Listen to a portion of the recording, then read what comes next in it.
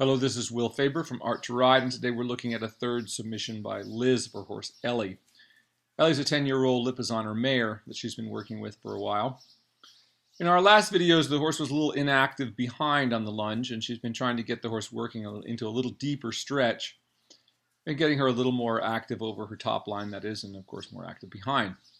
So what we're seeing here, just in the beginning here in the walk, is that that's starting to happen pretty well. And as it goes on, it gets better. So this is all good.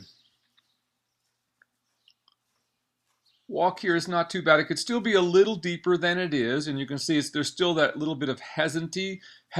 When you see the horse lifting its back legs, there's still that little feeling of like, oh, it's stuck on something a little bit and pulling its leg loose, as opposed to just a big free step that doesn't have that sort of moment of pause in it.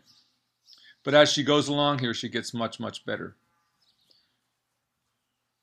Now, of course, in the next video, the biggest thing is we need to get the video camera closer to the horse next time, or if you were working down at this end, it would have been better. Because remember, by the time we put this on, or someone might be watching it on a small computer screen, I can barely see it here. So anyway, closer next time. Walk is improving here as it's going along. Now, once again, it's almost a little too small in the circle. What I do suggest is, though, you walk with the horse more so the circle isn't quite so small. So you can still be pushing the horse into the outside rein, which is what you want to be doing, getting the horse to step over. And just like we do when we ride a horse, we create a circle by leg yielding. Well, the same is true when we lunge, and that's where we teach them to do this. This is why it's so important to be able to tap the horse with the whip occasionally when you need to, and be able to place it accurately on the side of the horse, just where your leg would be, actually, so that you can run it out and touch the horse once if you need to get it to understand that it needs to move away. Now, once it understands that through the contact with the whip, pretty soon it will be able to maintain those distances because of your posture. If you keep yourself upright, the horse will read your body language and stay out there away from you. That's why you see people who are, if your posture is bad, you're going to have a hard time lunging a horse because you look weak to a horse, just like a broken down horse looks weak to us. If you come out there and your posture is very sloppy and your gait is, and you have a hard time even walking in a circle, well, the horse picks up on that. Don't think that they do. So once again, just trying to walk with a little bigger circle, with just all I'm saying here would be better, so that you kind of drive her a little bit. You can achieve the same things you're doing, but on a little bit smaller circle. Because that's a little bit of what your problem is here. It's almost a little too small a circle. As you move it out, it's going to be better. So this is starting to look better once you got into the trot here a little bit.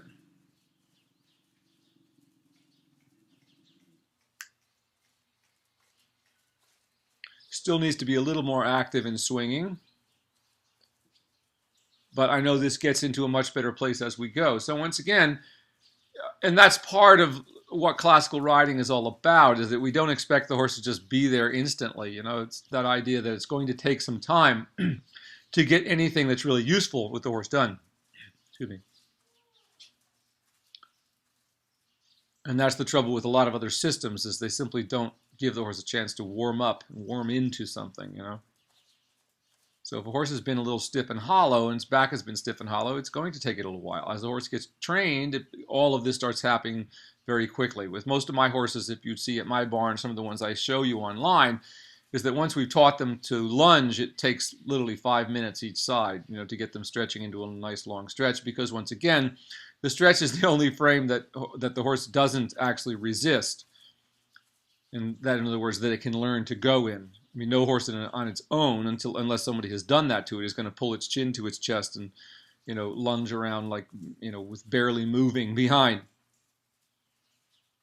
But unfortunately, if horses are not raised correctly, they don't get enough movement as babies. They're not raised in large enough areas, and they can just get very much like a couch potato. And we see people to do that. Once again, that's why we see very little breeding anymore in California. We saw a lot of it in the 80s, and when everybody was trying to breed horses here, but very few people have any pasture or even big enough pastures for babies to really move around on. So this is looking better as it's going here. It's starting to swing a little better. She's getting a little deeper. Now, I like how you're just generally keeping her more active than the previous video we saw of this horse. And, I'm actually even beginning to see a little bit of a bounce off the ground there, like a little bit of a spring in her step. So that's a good step. That's a good improvement. That's exactly what we want to see. Now that's starting to look very nice there. She's starting to swing better. It's getting lower. So once again, get an eye for watching this. Like now she's on a big enough circle and she's more comfortable and able to do this. So as I said, and now you're walking with her, which is what exactly you wanted to do.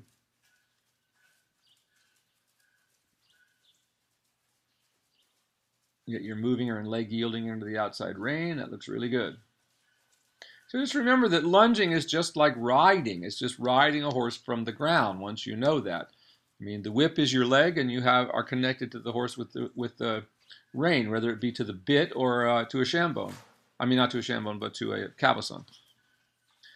But that's why ultimately I prefer to lunge with a bit, because then I can, once the horse's mouth is quiet enough to accept contact with the bit, we can then lunge off the bridle more effectively. I mean, just like long reining, you don't long rein off of a cabochon, you have to long rein off of a bit. So same thing is true. If you're lunging correctly, there's no reason why you just can't have contact with the inside. In fact, it was the Franz Rohovansky who taught me to lunge like this, who was the head rider of the Spanish riding school.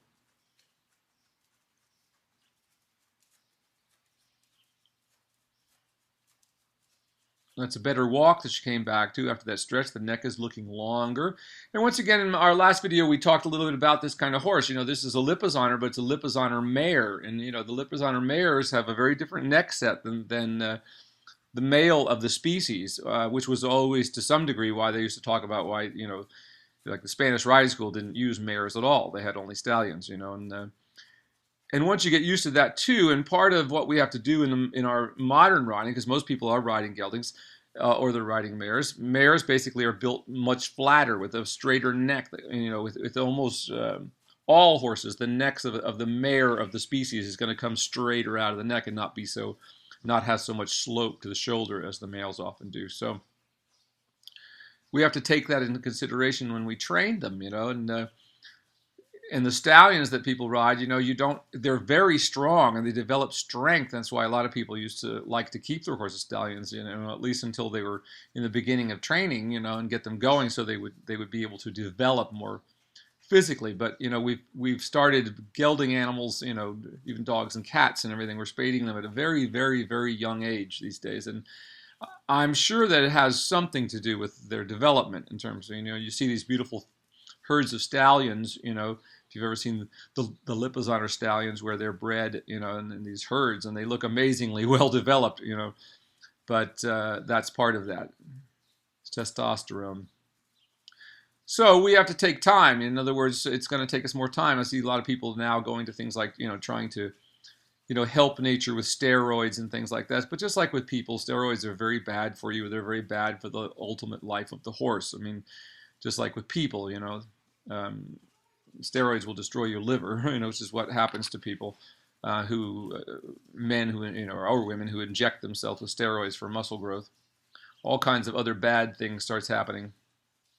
So that's not good for horses either. So once again, better that we take the time that we have to develop them.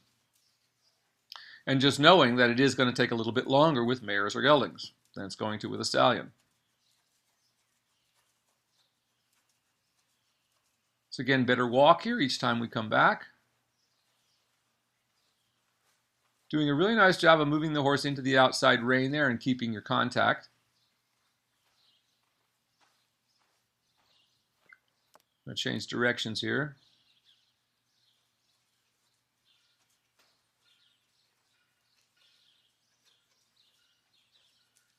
And once again, see how we're starting here in the walk. Pay attention to how the hind legs look a little stuck. In other words, it almost looks like she's walking on fly paper a little bit, like just to pull those legs up. So that's caused by the horse not being over the back. The more the horse gets over its back, once again, just keep watching the back end.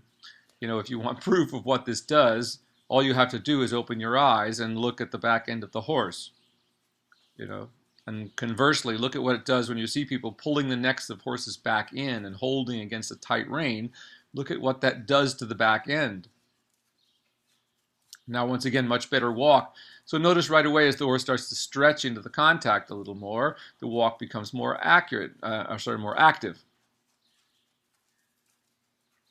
Once again, really good job with your lunging technique. Now you're staying at the top of a triangle formed by your two arms, one going to the mouth, one going to the whip that's pointing towards the hindquarters. And when you lunge, it's so important to watch the back end of the horse. Obviously you have to look at the whole horse, but what I'm looking at all the time is what the hock is doing. Watch how the different frames the horse takes, in other words, the different levels of the head and neck, how it affects everything.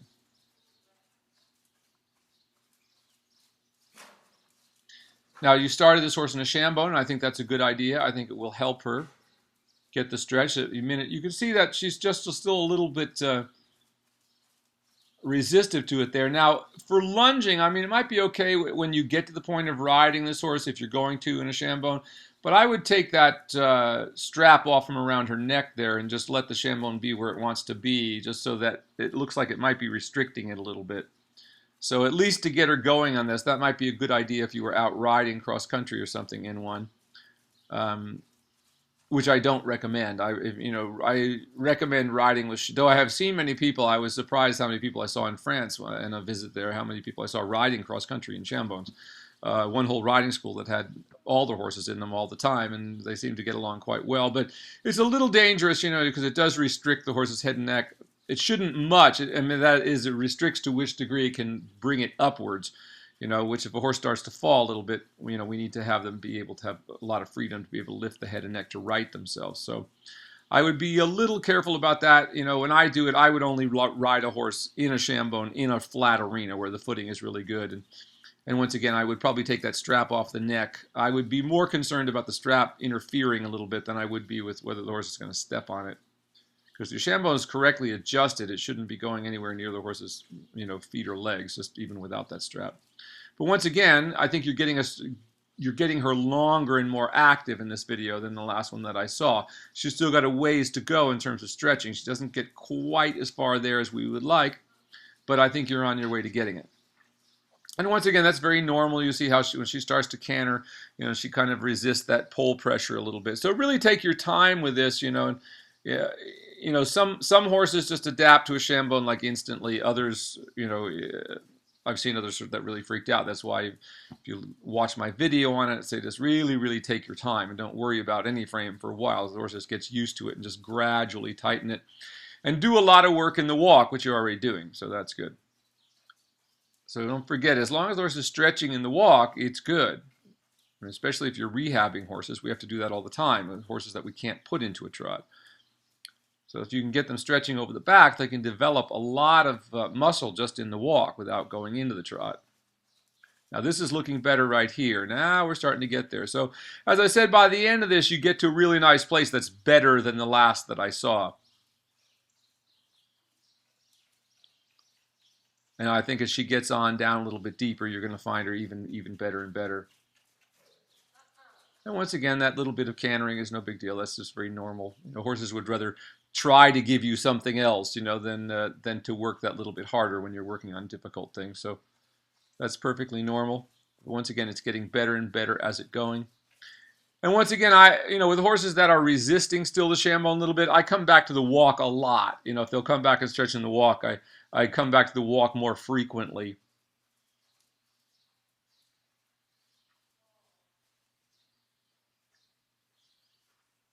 But even that walk is much better when she comes back there. Once again, see how the hind legs don't have quite that stuck look that they had when you first started. Flypaper. Yeah, that's looking nice. So as I said, this is getting to a really good place. I think you're on your way to getting it. Just keep doing what you're doing. As I said, just coming back to the walk, giving the horse plenty of time to stretch. I would take the strap off, at least for lunging. When you get to riding, you can think that. But, you may get to the point where if you get the lunging right and you start stretching her, you probably can get this done. I find it very rare that I need to ride a horse in a shambone once I get them to where they're really getting it right. Because usually I wouldn't want to ride them until I get them stretching. Once they learn to stretch, you want to be able to use nothing at all. And they'll stretch absolutely correctly once they learn how to do it. Once again, it feels good to them. The beauty of the classical system is that we're showing the horse a better way than it knows how if it doesn't know how to work over its back.